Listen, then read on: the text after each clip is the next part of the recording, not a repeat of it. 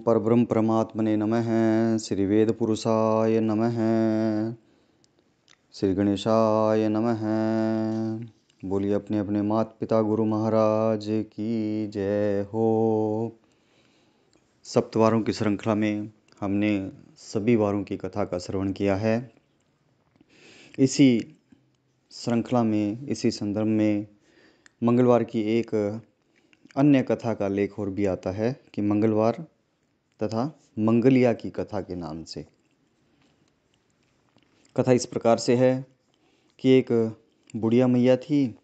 वह मंगल देवता को अपना इष्ट देवता मानकर सदैव मंगलवार का व्रत रखती थी और मंगल देव का पूजन किया करती थी। उसका एक पुत्र था जो मंगलवार को उत्पन्न हुआ था। इस कारण उसको मंगलिया के नाम से बोला करती थी। मंगलवार के दिन न तो घर को लीपती और न ही पृथ्वी खोदा करती थी। एक दिन मंगल देवता उसकी श्रद्धा की परीक्षा लेने के लिए उसके घर में साधु का रूप बनाकर आए और द्वार पर आवाज़ दी। बुढ़िया मैया ने कहा, महाराज क्या आज्ञा है? साधु कहने लगा कि बहुत भूख लगी है, भोजन बनाना है। इसके लिए तू थोड़ी सी पृथ्वी लीप दे तो तेरा पुण्य होगा। यह सुनकर बुढ़िया मैया ने कहा, महाराज आज मंगलवार की व्रती हूँ मैं, इसलिए मैं चौका नहीं लगा सकती। कहो तो जल का छिड़काव कर दूँ, उस पर भोजन बना लें। साधु कहने लगा कि मैं गोबर से ही लीपे चौके पर खाना बनाता हूँ। बुढ़िया ने कहा, पृथ्वी लीपने के सिवाय और कोई सेवा हो तो मैं सब कुछ करने के वास्ते उद्यत हूँ। तब साधु ने कहा कि सोच समझकर उत्तर दो, जो कुछ भी मैं कहूँ सब तुमको करना होगा।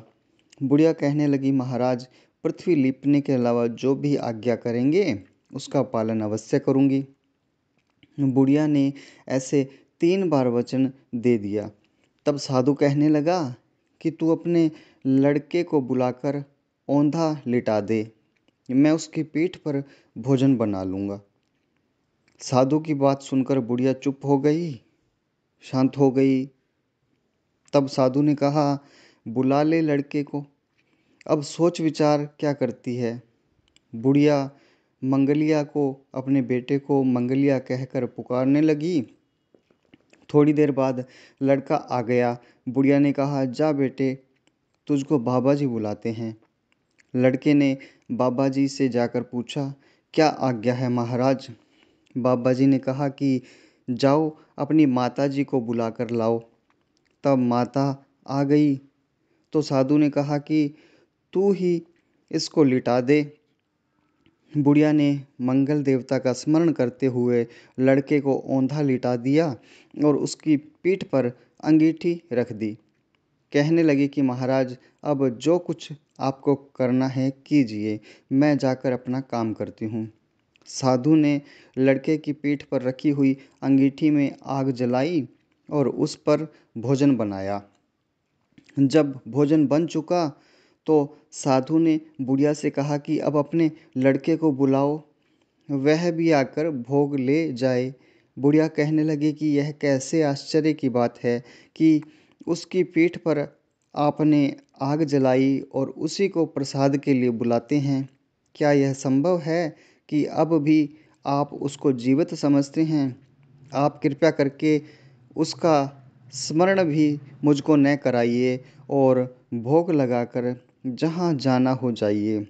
साधु के अत्यंत आग्रह करने पर बुढ़िया ने ज्यों ही मंगलिया कहकर आवाज़ लगाई, त्यों ही वह एक ओर से दौड़ता हुआ आ गया। साधु ने लड़के को प्रसाद दिया और कहा कि माई तेरा व्रत सफल हो गया। तेरे हृदय में दया है और अपने इष्ट देव में अटल श्रद्धा भी है, अपने इष्ट के प्रति अटल श्रद्धा विश्वास भी है। इसके कारण तुझको कभी कोई कष्ट नहीं होगा। बोलिए मंगल देव की जय हो, बालाजी महाराज की जय हो।